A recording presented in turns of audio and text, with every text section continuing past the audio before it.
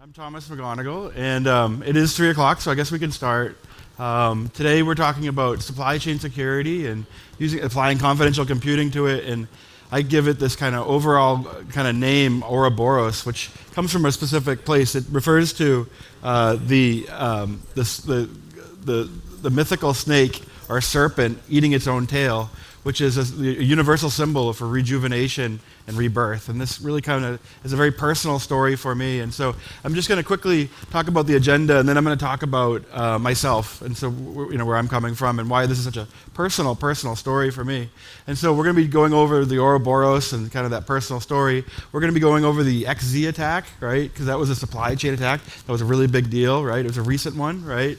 We're going to be going over confidential computing applied to supply chain security, specifically continuous integration and continuous delivery, CI/CD. So I have some really specific thoughts about applying confidential computing to CI/CD. We're going to be going over that. We're going to be going over this concept of systems thinking, which is really something I've been involved with and practicing for over 20 years. I'll be getting into that kind of in my bio when I discuss that. And then we have our applied Ouroboros, and so I'm going to be talking about how to apply it in your security, in your supply chain. And so we have kind of a nice talk today. It is a very small group, so I do encourage everyone, if you have questions or if you have problems or are really concerns, this is a safe space for asking questions. We're all learning, right? That's part of the Ouroboros. It's about learning, right? And so we're all going to be here to learn. And so just to introduce myself, I'm Thomas McGonigal. I go by Tom. I have a bachelor's degree in computer information systems, which was a degree focused on systems analysis and design back when we had Waterfall, right? And so I've really focused on that. And then I actually got a master's degree at the same university in systems analysis and design.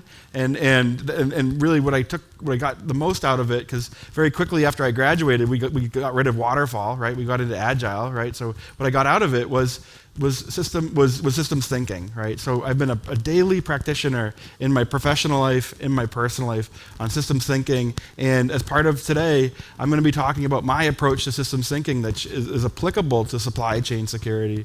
And unfortunately, systems thinking is very academic, right? People kind of perceive it as very academic, if you kind of sitting there thinking about these things, and you're thinking and you're thinking and you're thinking, but and so my systems thinking has a focus on doing, on getting things done. It has a focus on teamwork, right? And so that's really kind of a part of the story today is for supply chain security to work, we have to do it, right? We have to make sure security is applied to supply chain, and we have to work as a team, right? It's impossible not to, right? I'd argue.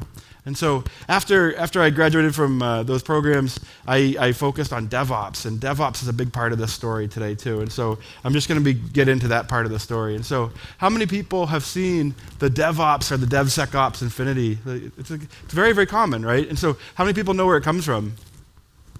It actually comes from a specific place. So Gene Kim, who wrote the Phoenix Project, right, and he's the godfather of DevOps, came up with the 3 ways, and he discusses it in the Phoenix Project. And the first way is systems thinking, right? The second way is an amplified feedback loop from ops to dev to understand that the repercussions or the results of that systems thinking, right? And then what is the most important part? It's the third way. It's a culture of continuous experimentation and learning, and that's where the mythical Ouroboros comes in. What we're trying to do with our supply chain software, and what we're trying to do with our security for our supply chain software, is have a continuous learning and experimentation mindset that allows for that rebirth every time we go through it, that allows for that rejuvenation. That's what we're trying to do. We're trying to apply these kind of principles of DevOps, these early principles of DevOps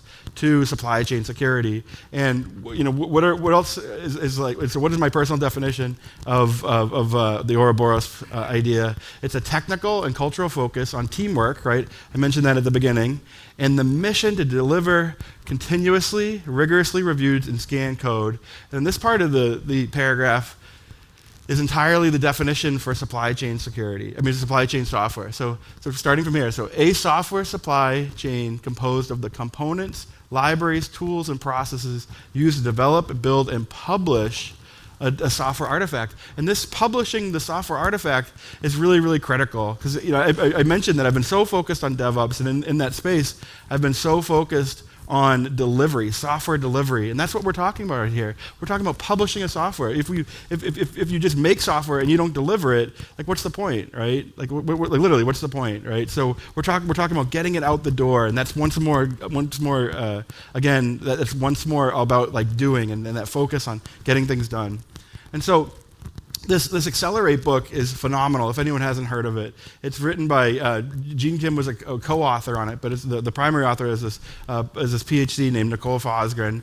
And they analyzed and they surveyed, I can't remember, I think it was like 10,000 organizations, or maybe it was like 15,000 organizations. It was significant, right? And they came up with these various metrics that we can use for our software supply chains to determine if we're doing it correctly, right? And so the four metrics are deployment frequency, which refers to how often you can deploy, right?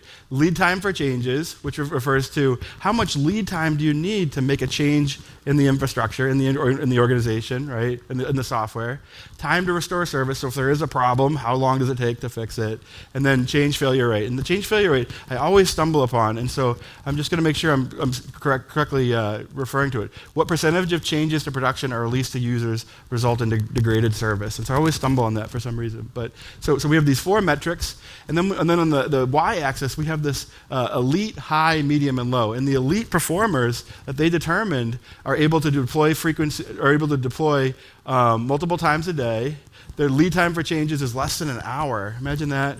The time to restore service is less than an hour, and then the failure rate is 0 to 15%. So the time, how often they create a bad failure is only 15%. And so this comes from Gene Kim's further additional research, and so he keeps coming up throughout this kind of DevOps part of the talk. And then, so what are my arguments for using this systems thinking and applying it to the software supply chain? And so the main benefit is it will improve your security posture just by being cognizant of these various security constraints in your supply chain and trying to work through them. You get better, right? And that's the Ouroboros. Just by thinking about it and being aware of it and being focused on it, you get better. You get faster time to market. By having this iterative approach, this continuous approach to security, you will gain traction and get faster and faster and move towards that elite status, right? And that elite status is, arguably where we all want to be. And then we have reduced costs. Finding and fixing vulnerabilities early is less expensive. We all know that. We have enhanced compliance, and compliance comes up in. I was in the confidential computing talk before, and like compliance just keeps coming up. Compliance is incredibly important, and it keeps coming up in the other talks I've been to. And so this is just another example of a way to increase your compliance in your organizations. It's with this increased and iterative focus on the supply chain. And so we have this overview of an attack. I mentioned it at the beginning. I would like to discuss it for a couple minutes. It's the XZ attack, right? This was a really, really a big supply chain attack that happened earlier this year. It was discovered on March 29th. It was, I think, perpetrated in late February, so it was in the wild for about a month. And I wrote up a blog that I'm very proud of. It's a film noir style, so I'd be happy to share it with you, show it to everyone. If you go to infoswarm.io, that's my blog, and it's got this like narrative about this like detective detecting, this he's supposed to be like Humphrey Bogart, and so like it's really quite fun. It's really I'm really kind of proud of it. But the idea is that for anyone who doesn't know this story, there's a lot of details for you to go back and check out this story, and it's written in kind of a fun, inclusive way. But what happened? There was an inside job. There was a person named Jai Tan that had gotten over several years access to basically the right access for the XZ Utils library, and he had built up a high quality reputation and so forth, and then was able to use some really significant code obfuscation, which is on my blog, to obfuscate what he was actually trying to do. And what ended up happening was, I'm just going to go forward one. This like very, very savvy systems thinker, I'd argue, named Andreas Freund, discovered it as he was going through and doing all this research on performance for MongoDB. And so he discovered there was this kind of weird behavior. What's going on? He kept digging, kept kind of using the principles that I'm going to be talking about as part of my systems thinking discussion today. And I'm just going to go back. And what it was a remote code execution attack. And the executils is widely used, and so it was nefarious. But what are some of the implications? Well, I think the one that I did kind of fail to mention is that I'm this huge true crime buff. Does everyone know what true crime is? It's like podcasts about all these murder stories and stuff. So my wife and I listen to probably a suspicious amount of true crime throughout the year. So people would be like, wait, you do what? Like 500 hours? Like what's going on there? Anyways. So that's part of why I find it so fascinating, is this crazy true crime story, and there is state actor suspicion because it was so sophisticated, because it was so patient, right? There was a tremendous amount of patience. That's what I find the most compelling about the story. But it brings to light just how darn important the supply chain is, right? And how darn important scrutiny of the supply chain is. And then this is probably the most important thing, is my message to you today is we need to be vigilant, right? We need to have more scrutiny and rigorous code review and vulnerability scanning practices. And so, when I get to the CI/CD kind of confidential computing part, which I think is next, we'll be talking about scanning and just how darn important that is.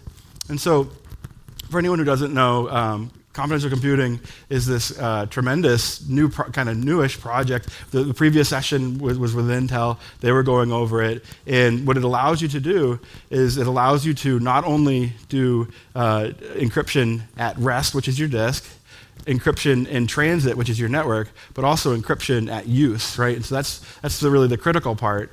And so, newsflash, what I am most concerned about in my supply chains and the ones that I've worked on is the modern, I'm just going to skip ahead, is the quote-unquote modern CI/CD projects, right? So whether it's Jenkins, and Jenkins has a new modern CI/CD, and I'll explain what I mean by modern. GitHub Actions, GitLab runners, they're all on shared infrastructure. You're building your software, and they're doing all this stuff in a shared infrastructure, and the shared infrastructure has access to the secrets, variables, and the shared file system, right? And so I'm just going to go back one, and I'm going to talk through this in just 1 second. But what we have here is we have a shared runner, and they're downloading these individual steps, right? These actions, and these actions are containers, and then the containers share a file system. And what I'm arguing is that because they're VMs that are shared and are unencrypted, it's an attack point. That's literally what I'm saying. And I think that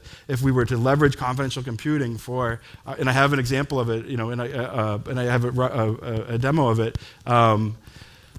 I think we'd be significantly better off. I think this is an opportunity for us to be more secure in our software building, because going back, the actual secrets are in memory. We can get access to them. The variables that are available are accessible, right? And then once again, the shared file system. The shared file system allows them to write things out, and then.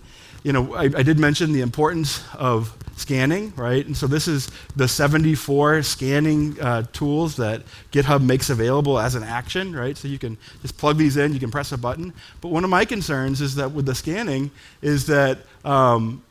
one of my concerns with the scanning is that if in a non-confidential computing environment, the attacker could notice that you're running Trivy or notice whatever security scan that you're running, and then produce false reports and write those to the file system, or delete them or edit them in real time and so forth. And so we need this secure container around our shared CI/CD infrastructure, and I really do believe that. And so the various types of security scanning that are available are SAST, which is the static application security scanning, which analyzes source code, DAST, which is the running applications, SCA, software composition analysis, and then obviously networking tools such as intrusion detection, firewalls, vulnerability scanning. So these are just kind of the table stakes for security for a supply chain. Oops, sorry, I can go back if you want to take a picture. And then, so I do have that demo. I think I'm just going to hold off till the end. I think we're doing well on time. It's a very minor demo, but what I did is I set up a Google confidential compute node in Google Cloud, and then I installed Actions Runner on it. And then what that allows us to do is we have this cordoned off, secure environment to run our CI/CD processes then using GitHub Actions, and the GitHub Actions runner is hosted in Google Cloud. And so it's a very simplistic example, but I'd be happy to show you guys. But it's so simplistic, I'd prefer to do it at the end. Just keep on moving. Confidential computing benefits for the software supply chain include enhanced data protection against insider threats. There is this concept of a trusted execution environment that essentially cordons off that VM, so you're protected, right? And so your secrets, your variables, or your shared file system won't be so dangerously accessible from inside actors or even outside actors. There's regulatory compliance. Our solutions help businesses comply with stringent data protection regulations. This keeps coming up throughout the presentation. And then there's secure collaboration. This speaks for me to that teamwork. And so there's boundaries in the secure collaboration, right? So if you're working with the security team, you're working with the developers, you're working with the infrastructure team, there are individual boundaries that confidential computing provides that allow for that coordination and that collaboration. That's very, very helpful and very, very useful. I think this is probably the most important thing. It reduces the attack surface, right? And so once again, it's just a wonderful use for confidential computing, and it reduces the attack surface. And then there's greater control. Confidential computing enables organizations to retain greater control. And so just moving along. So really, I want to get to the heart of my talk, and it's the systems thinking component. And so I did mention that I've been very, very focused on systems thinking throughout my career. And what does that even really mean? It means having a mental model, right, of the supply chain, and having a picture of it, especially when you're right, kind of in the nitty-gritty of a CI/CD process, or if you're in the nitty-gritty of a security review, or nitty-gritty. It's having this mental model, and then having this ability to apply it to the real-world system. But then the real-world system's results and outputs stem back to the mental model. And so you have this kind of Ouroboros, this continuous process where you're checking your mental models against the real system, and the system is checking your mental models in real time, and you keep doing it. And one of the things that really comes up like very, very quickly in systems thinking is this idea of distinctions, systems, relationships, and perspective, which is a part of my model, and I'll be going over that in a second. But this DSRP really kind of speaks to that kind of that academic approach to systems thinking, where you kind of think about the distinctions, and then you think about how the systems interrelate, how the relationships work with them, and how the perspectives of those different components. And so it's very intensive. It's a very intensive mindset, but my criticism is it's just not fast enough, and it's not teamwork oriented enough. And so I have a framework for dealing with those kind of criticisms. And so you'll notice that I have the OODA loop, if anyone's familiar with the OODA loop, built into it, which is this tactic for doing and focusing on things very, very quickly. So it refers to observe, orient, decide, act. But before that, I think the most important thing you can do with your systems thinking is capture the constraints.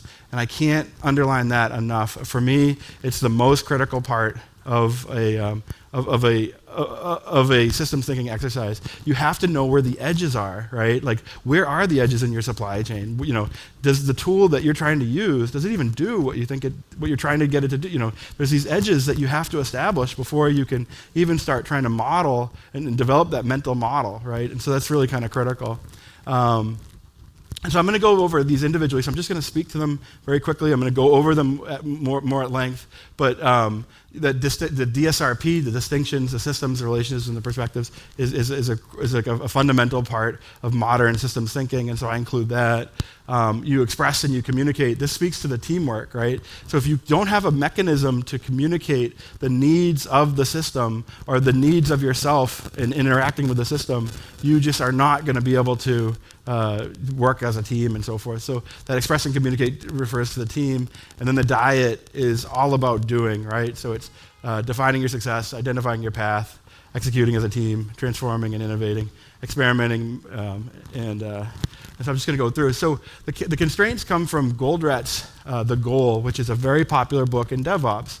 And what it refers to is understanding what are the constraints of a system are. So let's say you have a supply chain, like a traditional one, and there's a piece of machinery that just cannot put out more devices than X, right? So then the whole rest of the other system, the rest of the system has to kind of meet that need of that particular machine in order for you to move on. And if you can't subordinate and synchronize the constraint, you have to elevate that performance of that component. So you have to buy 2 of those machines, 3 of those machines. You have to kind of elevate it. And so there are analogs for this in software supply chains. There are build artifacts, and there are what I mean by artifacts is like qualities of a software supply chain that are constraints. And so you have to become aware of them. You have to establish them. You have to know that you can't compile the software faster than X because of the CPU architecture that you're using, or that there's another limitation, that there's a license limitation that you can't do things more quickly than you think. And so you have to be able to capture the constraints. And then the OODA loop was established by a fighter pilot, believe it or not, and it's a way to observe what's happening in the system, and then orient yourself to what's happening, and then decide what to do, and then act. And it's for literally split-second decision-making. And they train fighter pilots in it, they train business executives in it, and it's the ability to say, quickly, this is what I'm going to do, this is what I'm going to act upon. And this idea of motion, this idea of activity is really important to my thoughts about systems thinking, because once again, my criticism is that it's always very academic, and then with techniques like the OODA loop, you can actually accomplish something. You can actually get something done. And then DSRP. So I keep mentioning that this is a really core component of systems thinking and distinctions. And the first D stands for distinctions, and like a good sentence is what is or what is not. Systems refer to the part or the whole. Does it have parts? Can you think of blank as a part? And so it's what we're doing is deconstructing an individual system into its separate parts, and then figuring out what the relationships are. Is it related to, right? Can you think of blank as a relationship? And then the perspectives give you this kind of idea of, why are you using Java, when I think you should be using Go. Well, there's all these reasons why, and so there's all these examples and these reasons behind why systems were designed and developed in the way they are. And so, questioning that and asking why is helpful, and it's part of the DSRP process. And then we have express and communicate. This is very much that technique to help communicate and inform the teamwork of the organization, and help the team specifically communicate and coordinate. And so this is very much part of the teamwork aspect in the importance for a supply chain, and all the parties involved and all the parties who are working on this particular supply chain. It's incredibly important to have them be able to communicate effectively and well. And then the do is the diet. And so you define your success. You set your overall mission and iterative goals. You identify your path, you build, implement, and improve living processes with purpose. You execute as a team, you trust, communicate, and cooperate, and then you transform and innovate. You experiment, measure, analyze, decide, and act. And so this is the idea. This is an acronym for just getting things done, and working as a team and accomplishing it. And once again, these are the confidential supply chain security mental model. And then we have our applied Ouroboros. And so my suggestion is to simultaneously shift left and shift right. And when I say shift right, I'm referring to using confidential computing and the encryption of the encryption at rest and at transit and in use to kind of bridge that gap between shifting left, where you're enforcing security controls throughout the entire infrastructure, and then bridging them together into that kind of full circle snake eating its own tail. But proactively shift right and implement robust encryption and memory, disk, and network data, while shifting left simultaneously, maintaining strong perimeter defenses and rigorous threat detection mechanisms.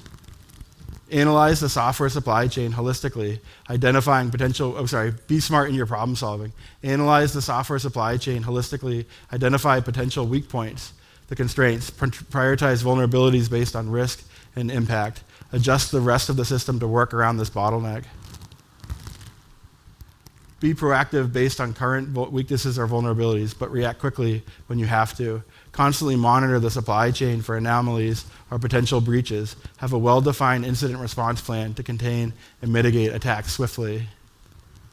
Be tool agnostic. Don't rely on a single security solution. Utilize a layered approach with multiple encryption methods, for example, at rest, in memory, and in transit, firewalls, intrusion detection systems, and access controls. Invoke precision when executing tasks. Implement strict encryption key management with secure generation, storage, rotation, and revocation and attestation policies. Employ simple and repeatable techniques. Standardize encryption processes and documentation. Provide clear training for development and operations teams to ensure consistent implementation. And include situational awareness in all aspects of your practice. Continuously assess the evolving threat landscape, update encryption protocols and security measures as needed, monitor for suspicious activity across the supply chain. Understand the impact of stress on planning and response, stress test your incident response plans through simulations and exercises, ensure security measures are resilient under pressure to avoid hasty decisions with security implications. And I have my demo, and then while I'm kind of setting up the demo, did anyone have any questions? So this is a VM that I provisioned in Google Cloud, and it takes a minute to reconnect, but I'm just going to reconnect, and I'm going to start up the GitHub Actions Runner controller. I'm sorry, the GitHub Runner. The Actions Runner controller is something different. I'm going to authorize it. It's coming up. And I'm going to CD into this Actions Runner. And so just to be clear, this VM right here is in fact a confidential computing node. And I'm bringing up the information on that node, and we can see that here, confidential VM service, right? It's enabled, right? And then I'm going to do a run.sh, which fires up the GitHub Actions Runner. And so this is a CI/CD service from GitHub. And what we're doing is it's now listening, and it's connecting to GitHub, and it's communicating. And what it's going to allow me to do is it's going to allow me to come back here and see if it's connected, and we can see it is. This confidential O2, I used to have two nodes, but I haven't deleted this first one just for the sake of brevity. And so here we have confidential O2, it's connected, and we can go into the individual code, and we can see that this code is a workflow, and this is the CI/CD workflow that we were talking about, and it does something very, very simple. And what it does is it fires up a container on my confidential computing Google node, and this container is going to run, and it's going to install. It's going to download the code from this repository, and it's going to do a setup node. This is the container right here, and it's going to build a BATS version. BATS is like a new version of CATS. And so that's all it's doing. It's doing something very simple, but we have our secrets.password, and we have our vars.node version, right? So we have these various variables, nodes, and then this bats.v minus v is actually being built locally. And so all I have to do to run this is go into actions, and then it ran before, and I'm just going to click on that run before, and I'm going to click on this, and then, whoops. I'm going to go into a workflow file, and I'm going to rerun all the jobs. And so what this is going to do is this is going to speak to that confidential computing node that's running in Google Cloud, and it's going to fire up, and it's going to run, and it's going to install this very, very simplistic CI/CD process. And it's going through, and it's generating the config and the bats, and it completed. And we can see it completed by seeing this bats minus v. Bats version 1.1.1. But kind of similarly, we also have the ability to run very complex workflows, such as Sneak's security workflow. And so this is a much more secure, much more complex security scanning one. And the reason I included it is that we could, if it wasn't a confidential computing, we could theoretically break into it and then change the reports that the Sneak service was running, or we could compile a different project, or you could kind of, if your mind runs away with it, it could do all sorts of different things. It could really create a lot of havoc in the CI/CD pipeline. But I believe using confidential computing, whether you're hosting it internally in your own network, or if you're hosting it externally in a shared resource like Google Cloud, I think there's tremendous benefits to using confidential computing.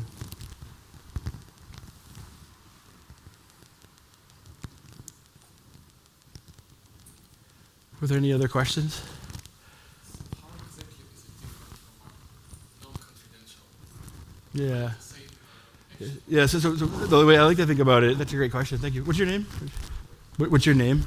Alex. Thank you, Alex, for the questions. And so the way I like to think about it is that in a non-confidential computing environment, the VM is in memory. So if someone were to get access to the hypervisor level or even another VM, they could possibly get into the memory and pull out your secrets, pull out your that config that results of that scan the variables. You could modify, you could change it. But what you get with confidential computing through kind of two techniques, the hardware is actually encrypting the VM itself, right? So on that Google node that I'm using, the hardware is encrypting. But then there's also this concept of attestation, where the various qualities of that VM are being attested, attested. It's a hard word to say. Attestation of them, which means that it's looking at the various characteristics and it's guaranteeing that this VM came from, SUSE, for example. And so this VM, this operating system and this VM, they're guaranteed, and then the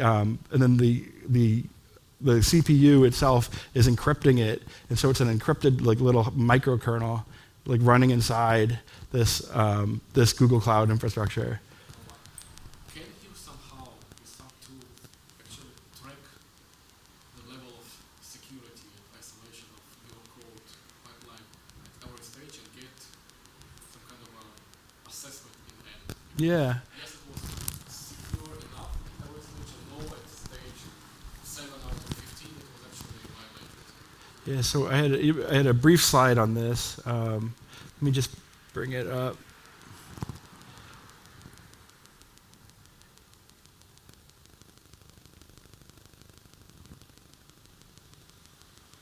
So it was the slide where I talked about the scanning, and so there's various scanning, and so at the end of my presentation I said, don't be tool agnostic, right? Because you're going to need as many tools as you can, and the different tools can get layered on, and they can surface different things that other tools can't. But there's really kind of this classification here, and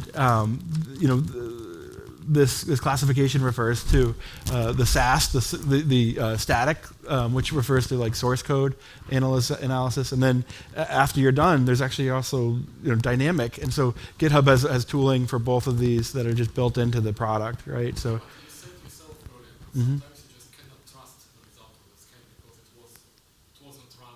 Yeah, so I would argue that if you have looked at the process and you have reasonable confidence that you're using, for example, confidential computing, no one can get in. There's no bad actors that you know about. There's insiders that you know about. Like at some point, you have to do right. That's the whole getting things done thing as part of it. And so at some point, you can't be like frozen by the security preparedness, but you have to be able to get it done and work through it.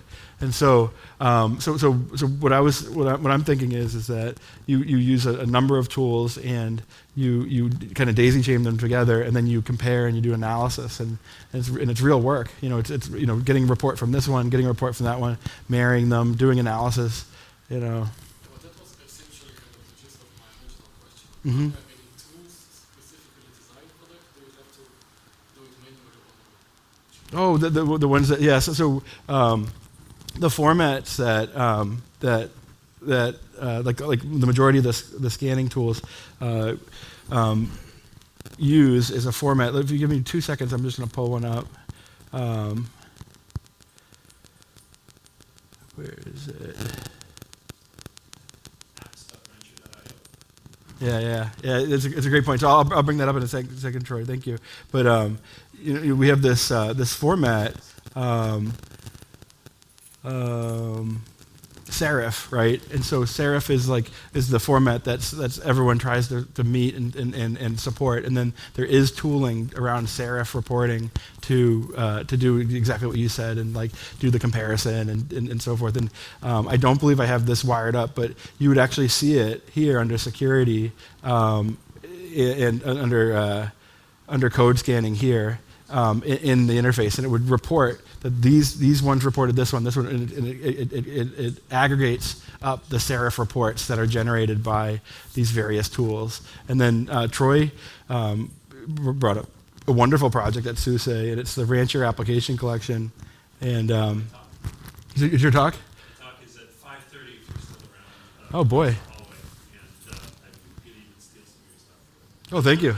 Thank you. And so, if you don't mind, Troy, if you want to talk through it. I'll go in depth, but yeah. This is like my favorite thing at SUSE right now. So we have these rancher.prime application collection, and it has SBOMs, the software bill of materials. It has the provenance, the SALSA reports. It has vulnerability scanning and antivirus scanning, and it's done on a continuous basis. It's a wonderful example of how to do a software supply chain. And then I look forward to your talk, Troy. Yeah. Mm-hmm. But from the bottom of my heart, I just wanted to say thank you to everybody. This has been a really great discussion, and hopefully it was useful. And I'm very passionate about this stuff, and it's been a pleasure talking with you all. And hopefully we can hang out at the party tonight.